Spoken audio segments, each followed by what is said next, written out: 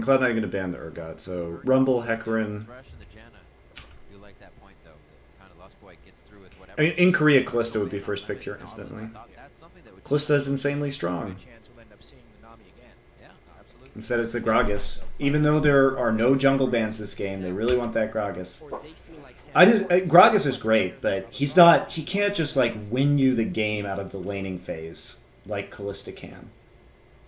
Well, we'll get an idea what Team Solomon prioritizes with these first two. Santorin on your screen. Looks like he may pick up Braum for Lust Boy. They're just gonna trade team comps, through. Easy. Pretty much. Taking their time, that's for sure. Knowing that game one went away, being 2 down. Yeah, okay, fine. He can say that he was going to play Thresh. That doesn't mean that Thresh would have been more impactful than other supports, right? Coming into this game, the rivalry makes it business. Definitely want to get the win at the end of the day, obviously. Sejuani could be that pickup, but they flip it real. Okay, so Kennen, this is a flex pick for them, obviously. Dyrus. Oh, no, it's going to be Sejuani. And Sion. So they're going for the tankiness this game. Pretty big switch in terms of strategy from TSM. From like a pick style composition where they have a speed boost and a lot of single target damage and disruption in order to get the targets isolated into this. This is much more about team fighting. So Cloud9 may be going, they may be swapping team comp styles this game. Okay. I don't know. I honestly have no idea why you would pick Corki instead of Kalista. I don't understand why Kalista wasn't picked last game. Knowing Bjergsen is going to be able to counterpick anyway, they also lock it in early. They also make sure they just get the Maokai again, trying to give away as little as possible. We know these teams' champion pools for the most part. So at this point, it's about not giving away what your team comp is going away for as quickly as possible. I was talking to Apollo yesterday after their games when they chose the Corki. Went AP. They're like, well, we planned for it to be AD, but I guess he just went AP. So it's interesting to see how that can kind of switch mid-game. Obviously, High knows what he probably wants to do going into this one with how the team has been rounded out. Sivir may also get some more action in here. Would be great for the tank comp. It's something that really escalated. Okay, come on. Block it. Okay. This is extremely strong.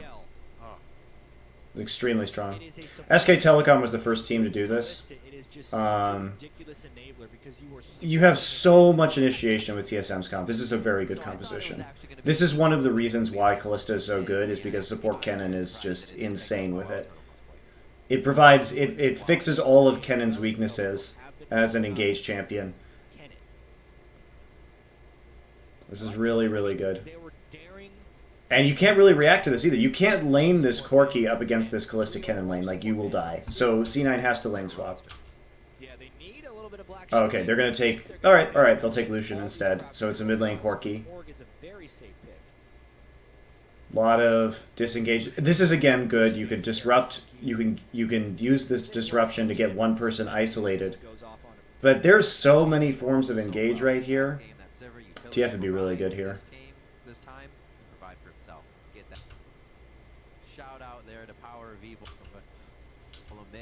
Okay, mid-cog. Still good. You have such a big front line.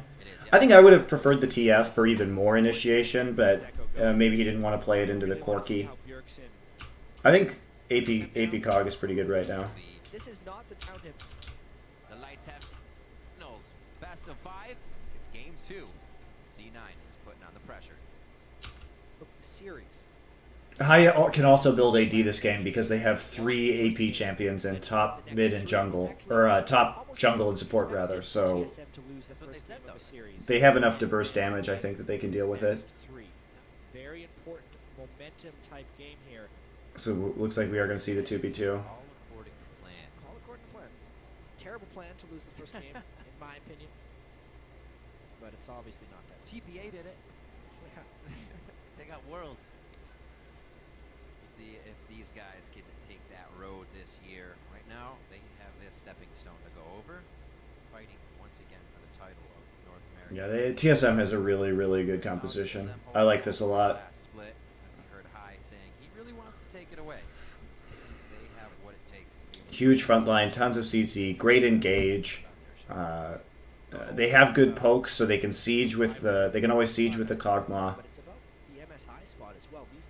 So the one thing that they have to be worried about is having pretty bad wave clear in the early game. Before Kog'Maw gets the Echo, or like hits that level 11 for his level 2 ultimate, they are a bit vulnerable. So I think if C9 is going to win this game, they really have to use Corki well to siege and get that outer ring down pretty quickly.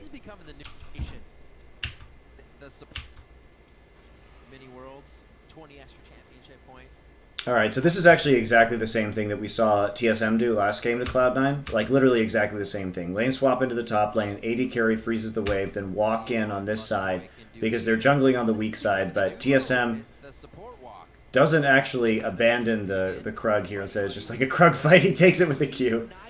That's actually hilarious. That's really annoying to deal with. But Dyrus is just going to walk into top, actually. It's a lot of damage onto a jungler early. Lemon played that really nicely.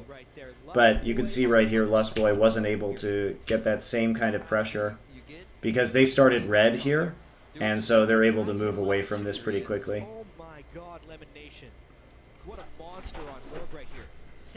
So similar invades from supports. Unreal right there. Lustboy on the other side.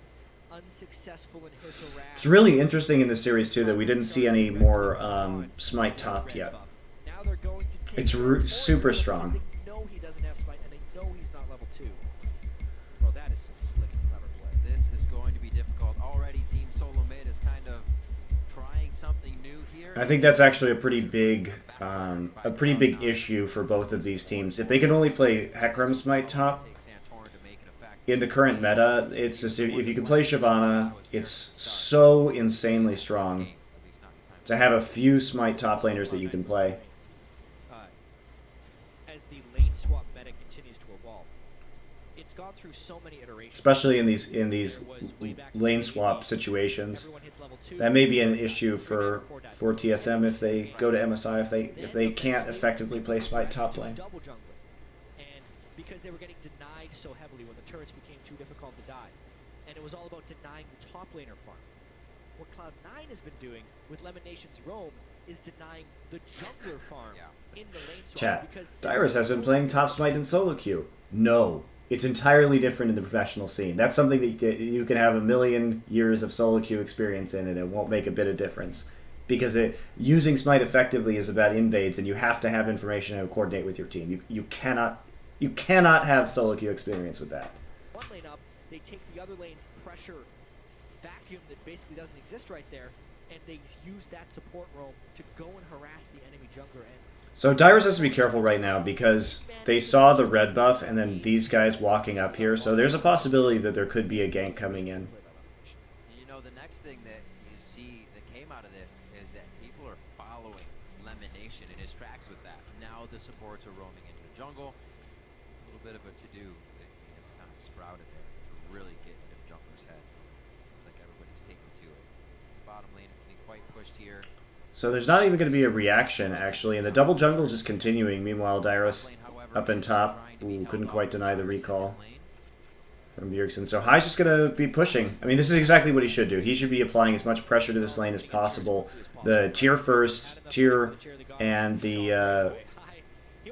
the flask on the Kog'Maw, you want to punish the relatively small amount of wave clear as much as you can.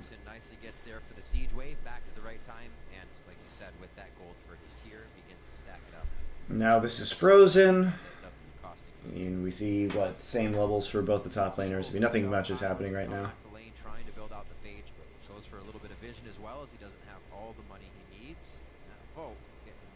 Much closer after game 1 has swayed a few minds.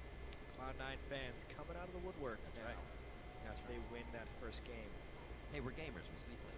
We're still waking up. So yeah, the early jungle denial. We'll see how much that sets back Santorini. Has been farming pretty well though. Meteos has stayed out so long with the double jungle from balls. He's got a little presence. Despite everything that Cloud9 did, Dyrus and Santorin both have level advantages on Meteos and balls. So scratch all that advantage stuff that I was talking about. Experience-wise, TSM is actually up in those. Yeah, I mean, it's not surprising that TSM is up because Dyrus was in lane by himself and hasn't had to share that experience in the jungle. Yeah, Had he I gotten feel like, any more So pressure, that would have been. I feel like Meteos double jump they so much with they didn't. Maokai, and Dyrus was able to soak experience in the top lane. C9 didn't punish that very well in topside or really do anything against it. It's hard to deal with Sion in that situation though. He's so good in 1v2s because of his E. Was able to farm while Dyrus was soaking experience, and it ends up being a slight win for TSM experience wise. It's a subtle advantage, but it's nice to have these edges. Sometimes you can turn them into a kill or something like that if you get into an early skirmish. Have the other Krug stolen, don't hit level 2, get hit by 2 more bindings. Now you're simulating what it's like to jungle against Lemonation. There you go, hard mode scenario. Yep. Talking about the first game being quite typical. Most of the fans saw that play out. It is going to be a close series. So Lust Boy's doing a good job of continually getting wards into this bottom side so that they have that option to go for the dragon if they want to. Meanwhile, C9's trying to haunt the bottom side of the map so that they can at least see what's going on. Doesn't have too many escapes other than that summoner spell. He's running Ghost Flash to make sure he can dodge skill shots and pretty much anything. Extra mobility summoner spells. Honestly, Kog'Maw just wants to survive the early laning phase until he gets his ultimate, which Bjergsen has done. It changes the early game strategy for TSM. Yeah, I think that it's hard to say, but having the Kog'Maw in the mid lane, C9 may have been better off by trying to gank the mid lane if they were going to let Dyrus get that farm, a la what we saw TSM doing in the last one. They opted to push it, but then Bjergsen used Ghost to get back into lane, so they actually couldn't punish his absence for very long. And when he uses a summoner to do that, Smart of him to come down here for this wave, though, because there's a significant risk of a dive if he did not. Also, not knowing if Santorin has catapulted himself to 6 just yet. He did see that they were higher level. nice move from High, just at least making a little bit of a threat right there. The CS does get the siege. He actually cleans up that wave. Yeah, I don't think they can actually dive this one. In any case, there's no risk going to be taken from Cloud9. They're just backing off. And Morgana's going to freeze topside right now, just so they can continue to hold this. So at the moment, they're just trying to get balls ahead and maintain control of bottom side.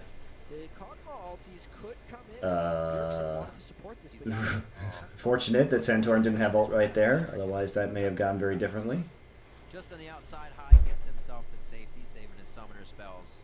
And we'll get back to mid lane as well. So TSM is definitely trying to use this composition right away here, even though they were kind of kicked in the early game. Santorin doing a beautiful job to keep them from falling too far behind. Just about 700 gold no lead for Cena.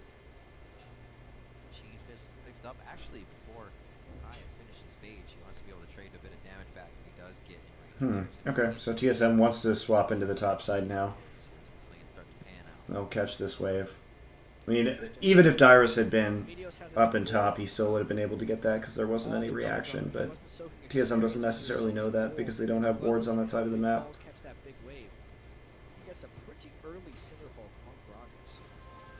I've actually seen him play the same way in Italy, right? He'll just farm his face off, and then he comes out of nowhere, and you're like, where did this guy come from that I haven't seen all game? This is a bit risky. Nice. Nice twisted And here's hands. Meteos' gank. Oh no! Dyrus missed his flash.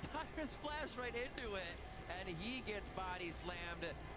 They're going to get a little bit of that from Meteos and balls coming up. Dyrus' summoner usage has been really questionable in the last couple of weeks. Yeah, his teleport last game was pretty poor. That reaction to the gank was pretty poor. I mean, he had his ult, right?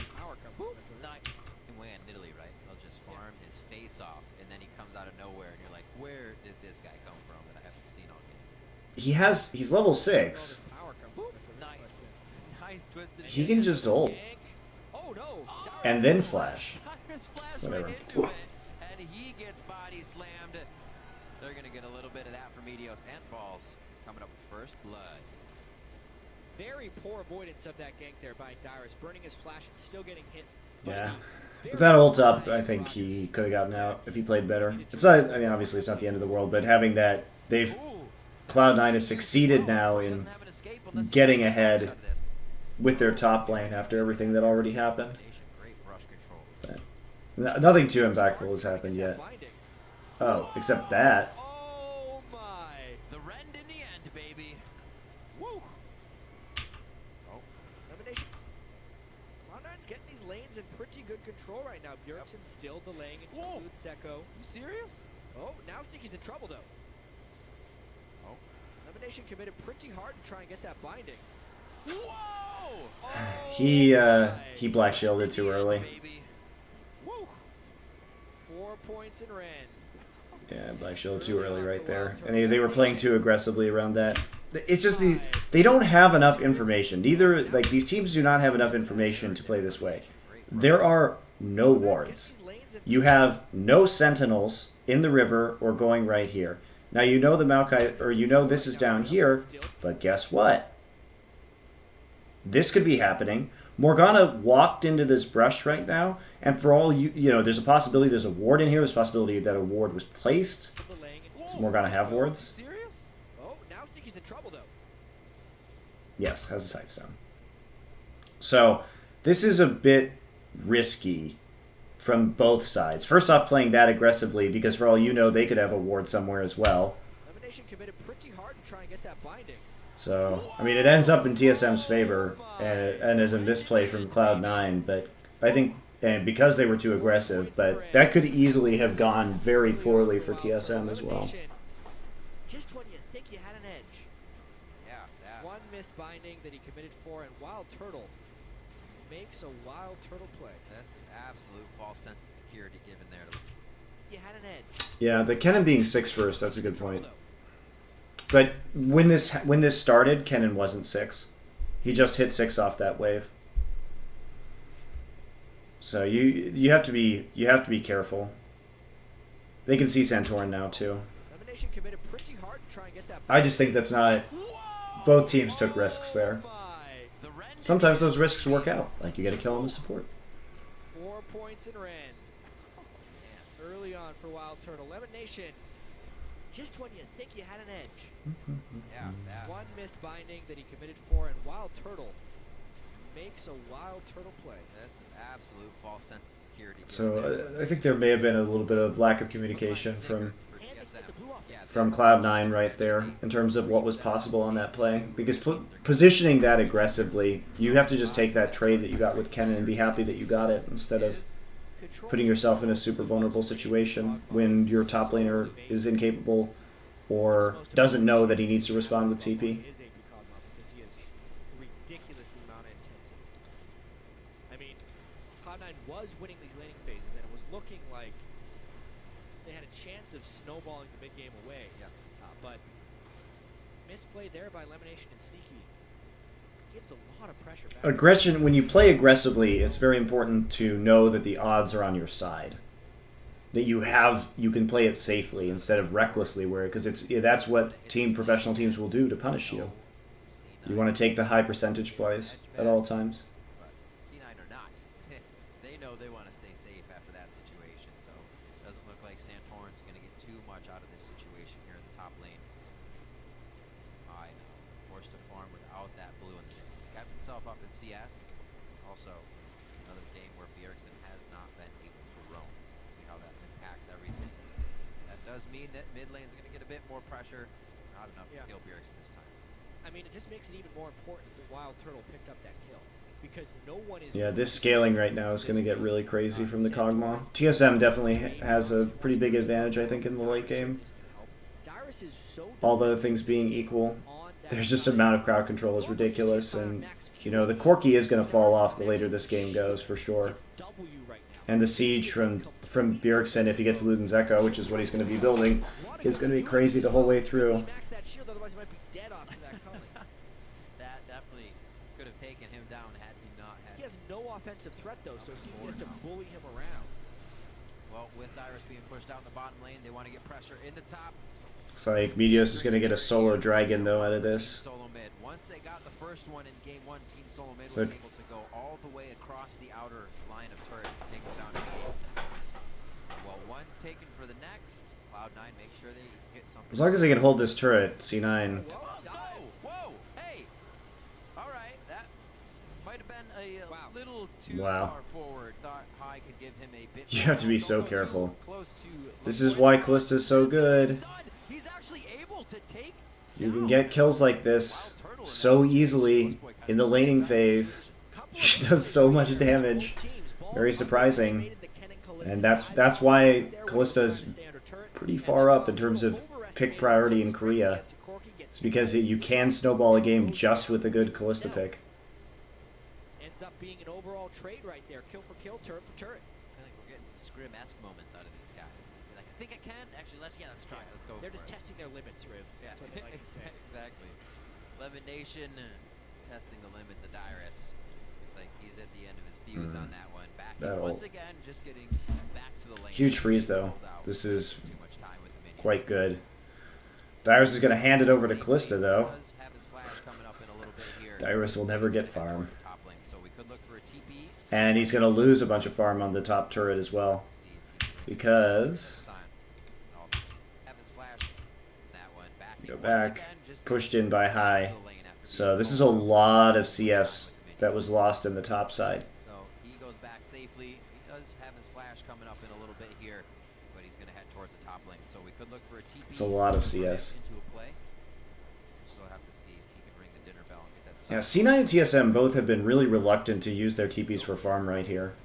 They've been both teams have been holding onto them for quite a while. I think he has enough to get his But that's about 2 waves lost in the top side, and then he just hands over all that massive minion wave that had accrued after the turret died in bottom side. Need to see what our drug plus the upgrade is. But he is very, very close. Wants to go back as quickly as possible. As soon as AP Cogmon gets the Luden's Echo, it becomes devastating. There it is. Start to hurt indeed. There it is. And he actually had an extra 250 to go ahead and upgrade that trinket. Sitting on pretty much no more gold as he throws a ward and some biscuits in there. So he's actually going Now you can't hold top side either, so that was actually 2 turrets taken very easily for C9. They're trading though. But no dragon to follow. There's no follow-up, so both these teams are playing in such a similar style. It's really weird, actually. Just in terms of those level 1s and kind of matching aggression across the map, but I think TSM they've got better individual players, and they have, I like their draft better. Yeah, I don't think we're seeing many more 5-man Sejuani ultimates this series.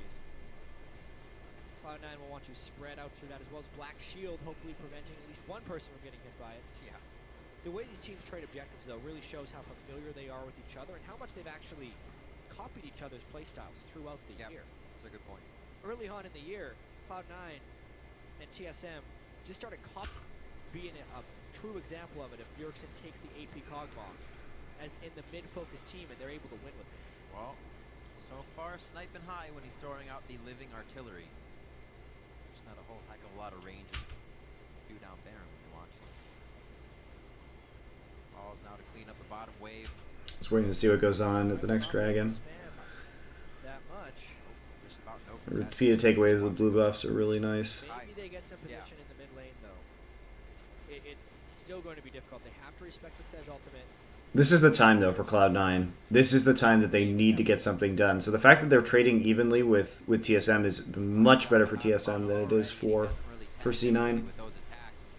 First living artillery comes out and hits him. Valkyrie's away. But nobody's actually able to put pressure. Wow, I had to go back right there. Ooh, this could be a turret down in mid lane.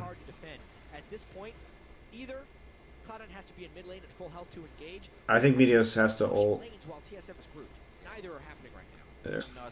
Just powerful wave clear off the bat. They have a little bit. Meteos can't do everything by himself. Good aggression as they also get high to come back in there. Once they get Lemonation, the Tormented Soil. It's good though they forced an ult out. That means that they can just continue to push because they don't have to be worried about the ult coming in later on and actually knocking them under a turret or setting them up for being bursted down by Corki and Lucian. It maybe even gives them some time to shop a bit of their own. 15 minutes. All out on that big game power. 400 gold that you just thrown out. Yeah, there's a surprising amount of mana regen on that mid-game elixir as well. That's true. But it is a very Bjergsen-esque thing to do. He probably buys more elixirs like that around. All right, 16 seconds. Man, one thing that this series has really been shit in is setting up for Dragon.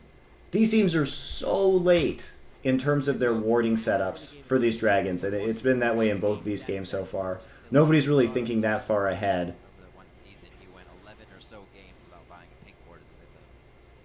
And now the sideways have been set up in favor of Cloud9, so this is going to be pushing this direction.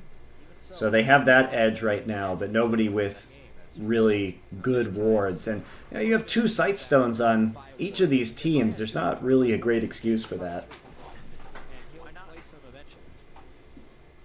Make sure he gets a sweeper early, really providing assistance to any of the snowballs. Now, a little bit of love around the Dragon Pit as it is alive. This fight could be big enough for Baron in 30 seconds as well, so a lot can hinge on this fight. Mid turrets do need to be taken. So finally TSM does get the crab at the very least and get some setup. And TSM doesn't have to win this fight right now. They can be very patient, just continue to push mid. Remember, TSM should just be waiting for C9. They're very comfortable with this game going at a relaxed pace.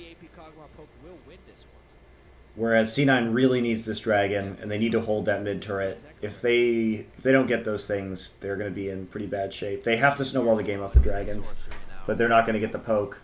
A bit of that extra damage over the wall could be Meteos, but the team is not following. They're pressuring middle, trying to go to the beat of their own drum. Could be a good trade. They already have 1 dragon, so they're just giving up the equal. Looks like they may still try to engage the fight, knowing that Dyrus is out of position.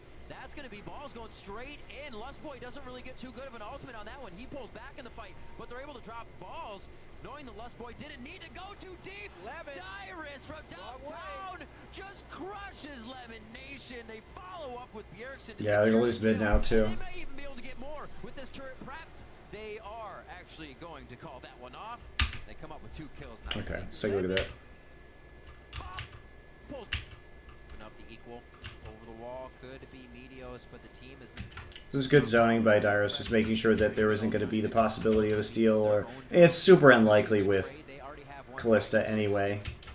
But Bjergsen's kind of out of position right here, which this is why C9 thinks they can go in.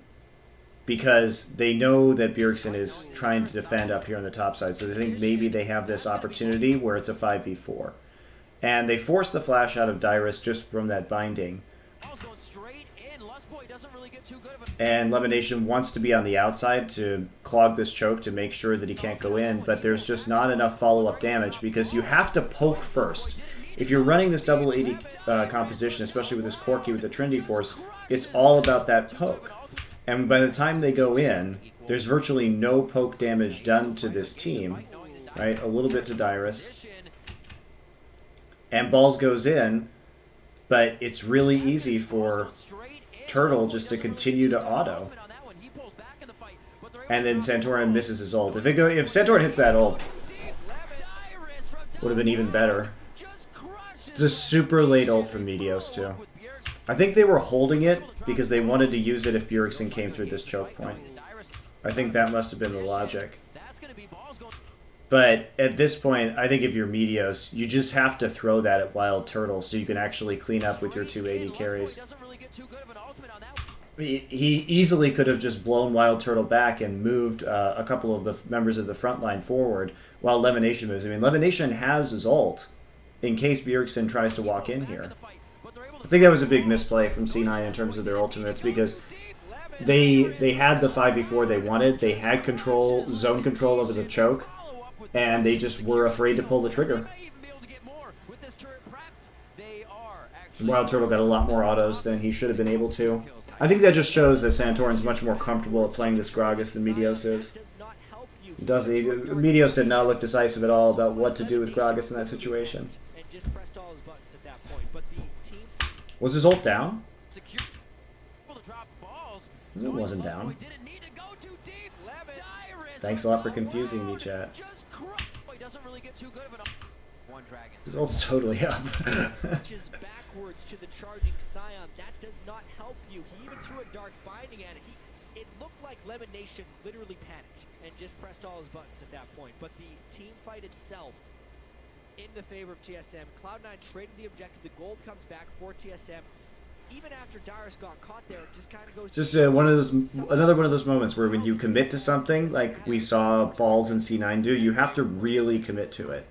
And the Gragas ult should be used relatively early in most of these team fights. And even with all that missing, not a great cannon ultimate, a missed Sejuani ultimate, elimination gets caught up. Yeah, there's no commitment. The only person who committed to that fight was Balls.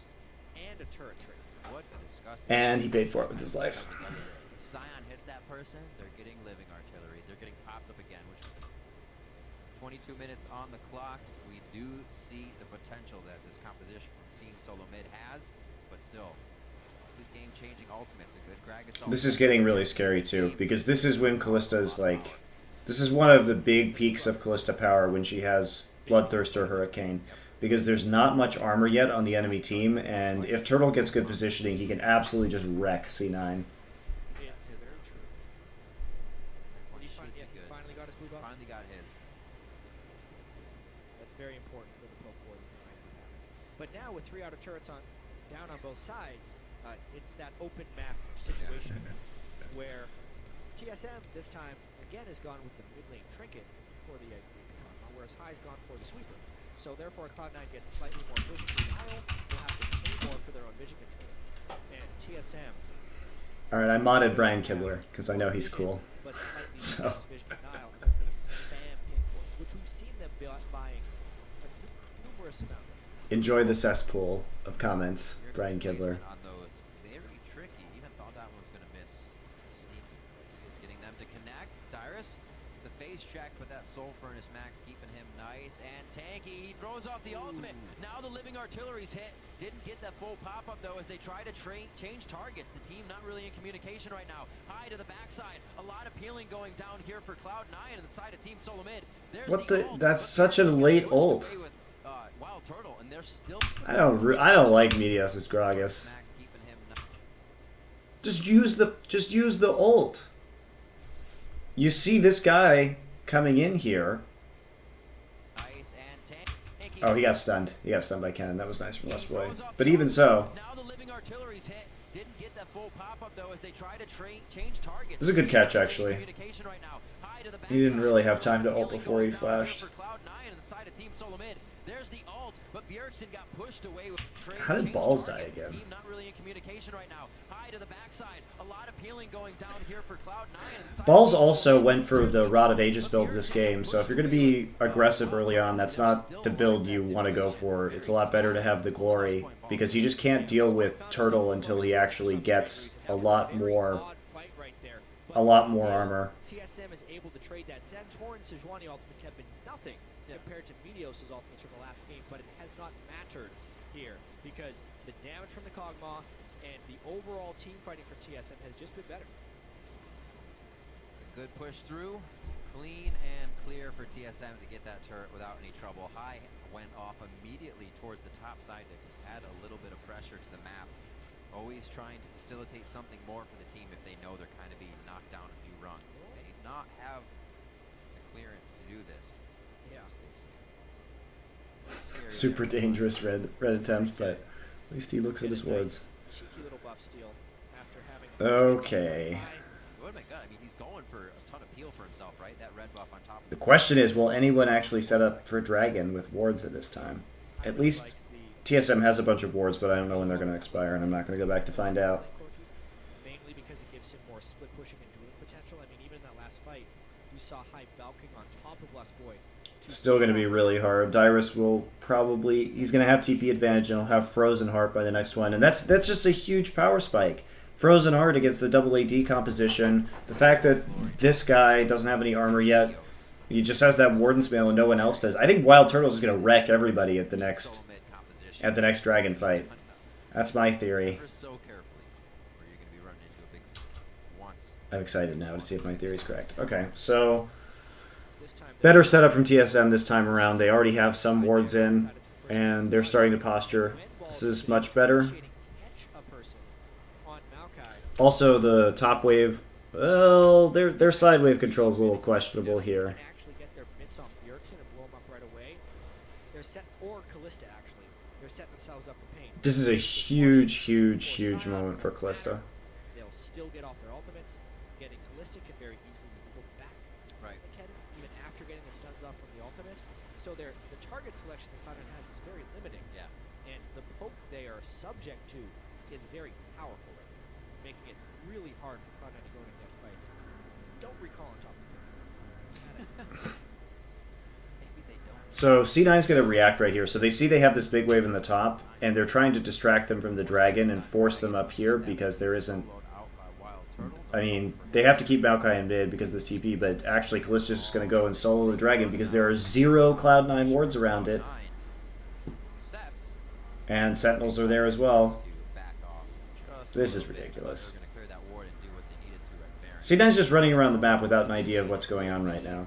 It looked like they were going to commit to the tier 2 and top side, but they had no information about what was going on with the dragon, so instead they just lose the dragon while walking into top side. They have 2 guys with sight stones, so 4 wards every time they go back to base for free, and the 2 upgraded yellow trinkets, which is a yellow ward up to 2 charges that recharges while you're out of the battlefield every 60 seconds. Yeah, basically, that is 4 people that can place down the maximum number of wards without cost at all times. 12 full green wards for free. C9 just did nothing. You had the pressure in top side. At least make a trade for that dragon. You have to play aggressively right now, otherwise you're just simply never going to come back into this game with the composition that you're running. You don't even have really an option to set up picks very well with this comp. So there's not going to be like, okay, if we catch somebody out, then we're going to be able to win that 4v5 afterwards. I mean, maybe you get a bind into a twisted advance, but it's just, it's pretty not good. Makes an overreach right here because TSM has the strong team fight right now. Bjergsen is in a safe place. They're generally safe. They're going for blue buff. Cloud9, they don't want to go for blue buff. Now fighting without that. They actually tried to take this, hoping they would have the upper hand as they were focused on that blue, but it was quickly taken down. TSM has done a great job, too, of taking away all of the blues this game. C9 is, they're scratching. C9 is just... They're playing an entirely reactive game.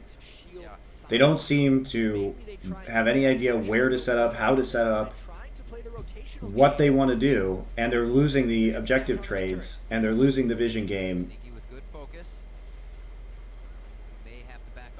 Okay, goodbye. Right into the team. He gets the 3-man pop-up as well. The follow-up now from Lustboy. The Fates call can still save him, but he wants to stay in the fight. Him and High now on the back line, trying to throw out the shurikens. We see that Meteos is able to take down Dyrus, and now it's the throw. Lustboy gets called. Wow, how did they live through that? Oh, the Ludens nearly killed High.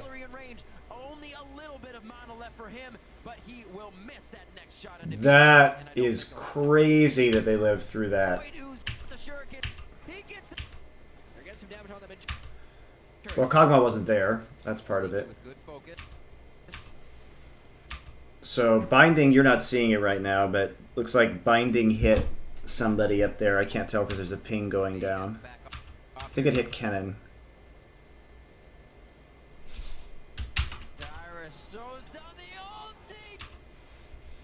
I mean, you only hit Elimination right there, which isn't the greatest, and the Kalista just isn't there yet.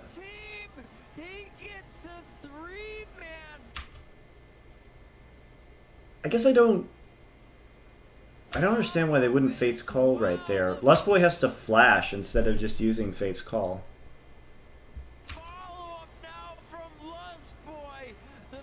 That's a really good ult. That's how you want to use this. That was the... Remember earlier we were looking at that team fight at the Dragon, and it wasn't... The ult was not used to isolate the front line. They finally figured out how to team fight with this. And that's the reason why. Because if Wild Turtle gets even 1 or 2 autos with a Hurricane down, they lose this entirely. So finally Meteos did hit a good ult, and then Turtle wasn't there. no, Lustboy gets called back into the fight, and they're going to try to chase down Cloud9 here. Bjergsen gets the Void, who's just on the end, still has the living artillery in range. Only a little bit of mana left for him, but he will miss that next shot into Meteos, and I don't think he'll have enough to continue with the kill. Bjergsen can't land enough living artilleries. Cloud9 gets out with the sliver, and a fight that didn't seem like it would go Cloud9's way after Santorin. Yeah, that was all because Meteos hit that ultimate. Results in 0 kills for TSM and 2 deaths. So there's the binding hits Kennen. We can actually see it this time. There was some poke that went down right there. Good ultimate. And Lustboy gets the lockup. But see how it actually pushes Dyrus forward here as well, so they can focus him down. Very, very well done. It's the first good Grog Assault we've seen from Meteos this game. But they absolutely need that Grog Assault to work. Oh, this is a Baron throw. I actually agree with C9's decision to go after this right here. They know they're in really big danger of being outscaled and they're already behind, so they kind of have to go for it. They get it. That's really, really smart. Sometimes you just have to take risks like that. Now they've got some great siege going on. Wow, Cloud9 wins a mid-game team fight with a good Sejuani ultimate on one of the sides. Somehow Cloud9 wins it. They take Baron and then they try and take control of the game. What a close battle both of these games have been for the TSM was placing a ward being placed in the pit. But Cloud9 knew they could not kill all the wards the TSM would place. They focused all their damage on the I wonder if you 1-3-1 at this point in time. They spotted them on the other side of the map. If you try and 1-3-1 with Corki and with Maokai, because you have a Blade of the Ruin King on the Corki, so maybe he can be better in a dueling situation. And perhaps you'd be able to dive the Kog'Maw when he doesn't have any summoner spells up.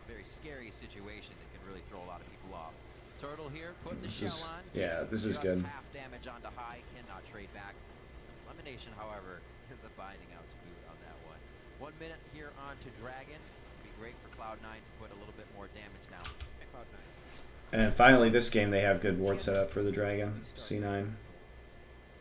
See if they go for it. Like, we know that they play each other really tight. They're going to be trading a lot of games. It is highly unlikely that if Cloud9 goes up 2-0, the TSM actually wins 3 games consecutively when Cloud9 can play this tight every game. So they have to kind of trade games, and there's a little bit of luck in this series in winning it as well when the teams are as close as they're proving to be today. TSM has to win this one, and it's close. Well, they're putting all their eggs in that basket of the Kog'Maw. Again, another... C9 gonna give this one up. 800 gold worth, unless he snuck another one by. Could be 12. Oh, they're trying to give up the Dragon in favor of turrets. And see if they can get an inhibitor. C9's taking a lot of risks, but I think these are good risks to take. That's really good. That's a good trade. Even though it sets TSM up to 3, they need to be careful not to stick around here, though.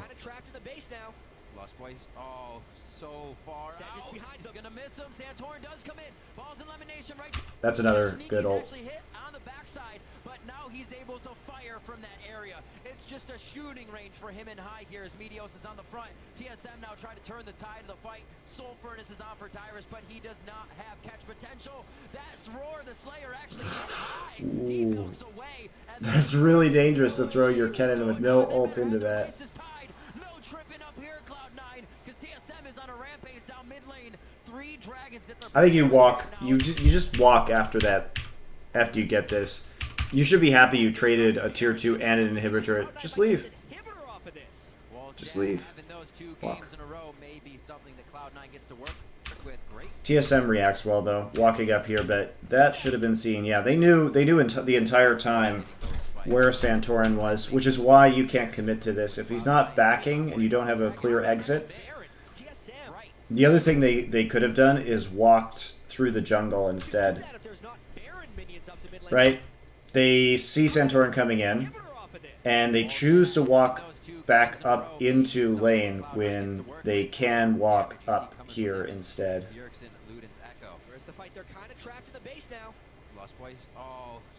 They want to kite and deal some damage. I think they just get greedy, honestly. Also, Sneaky is fight. They're kind of trapped Off on the backside, just trying to deal some damage to Santorin right now and zone him out. Gonna miss him. Santorin does come in. Balls elimination right there. Sneaky's actually hit on the backside, but now he's able to fire from that area. It's just a shooting range for him and High here as Meteos is on the front. TSM now trying to turn the tide of the fight. Soul Furnace is It's not a big mistake from C9, but the reaction was good from TSM. Because TSM is on a rampage down mid lane. 3 dragons that they're pushing with right now. It's going to help them to get through these turrets, get through these waves. It looks like they're backing off for the time being to get those waves pushed. Critical skill shot accuracy. Those living artilleries are not easy to land, not easy to dodge. It's skill that's involved there. But going for drag, shooting the door to their base, which is now wide. Stop running down that mid lane. A little bit of breathing. Where's this game going now? And only a C9 has something. Are we gonna wait for next Baron? I bet we are. I bet we are. We're excited for next Baron. Snuck around behind them, and was able to get pretty good ultimate off. Surprisingly, with all the tank initiation from TSM, the carries of Cloud9 have remained very safe throughout this game. 0 deaths onto Sneaky, who's building up more and more damage. 1 death onto High. They have been slicing through Santorin and Dyrus, who are doing their damnedest to build up armor and stuff. But with 2 Last Whispers and 1 Blade of the Ruined King, they're not going to last long, ever. Cloud9 is only going to be building more damage. And it becomes kind of a tricky proposition for TSM to create long team fights for which AP Cog bought a poke. They need to be. This is going to be really boring for a while just because it's going to be poke wars. Really interesting that High doesn't build Sork shoes. Actually. I don't know about that. Double Frozen Heart against the double AD, though. This is getting really bad for C9, just purely from the point of itemization. As soon as you start to see some Thorn Mails coming down, there's just not a whole hell of a lot they're going to be able to do. He is leading the charge without fear here down the mid lane. Doesn't even have to worry about much. They have a free escape to the top side, so TSM already knows their exit here, and they're playing this one with confidence. That's exactly what TSM needed to do. Bjergsen landed the poke that wasn't in the team fight, and now they're setting up a push. They push down mid, forcing the Cloud9 defense. Therefore, they can take the top turret. 20 seconds till Baron. Perfect setup from TSM. They have all the pressure right now. They're going to get a tower for free, apparently. Their own inhib ultimate is up for Ooh. Meteos. Won't be a explosive cast off the turret. They have the minion wave. Rough. Won't go for too much. Baron is in 1 second. Yeah, and this game could slingshot back and forth in a couple of ways. The Baron being a big one of them, but So they have the Gragas this time to check the bushes, C9 that is, so they can do what TSM was doing last game. That Kog'Maw is ridiculous. Hi. This is a very bold force. I do not like that initiation from Dyrus. Here comes the TP. Still had to flash it. Ken Ball's getting to range. Actually, I didn't have to flash right there. He had Black Shield. This is a very bold force. I do not like that initiation from I don't think he had to go. I don't think he had to flash. And I don't think Balls had to teleport either. Dyrus is decimating Smash. They play it safe on this one, so that is a TP down, however. That's really, really big for TSM. Now they can just do the Baron. It's the same situation as last time. They can just do the Baron in turn. They have so many forms of engage. Just start it.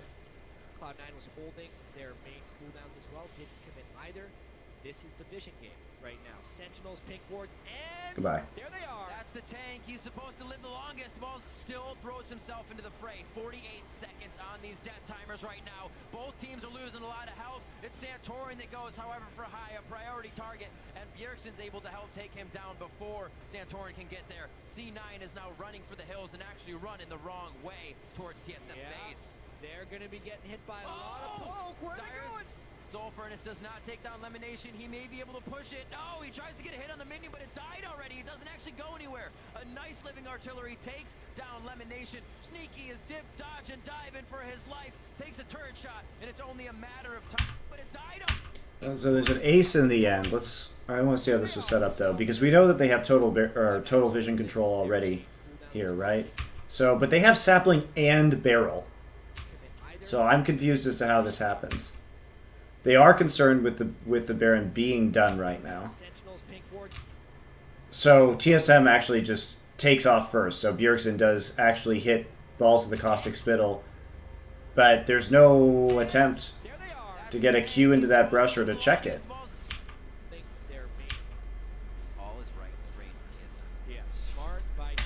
Wish we could see which trinkets were up. Their main cooldowns as well didn't commit either. This is the vision game right now. Sentinels, pink wards, and It's a good long-range engage, though, from TSM, for sure. It's well coordinated.